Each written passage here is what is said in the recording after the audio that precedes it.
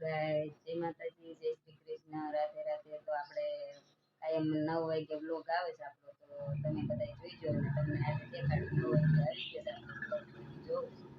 સીતારામ ને તો આ વૈશાલી આવ્યા હે આપણા ઘરે જે આવી.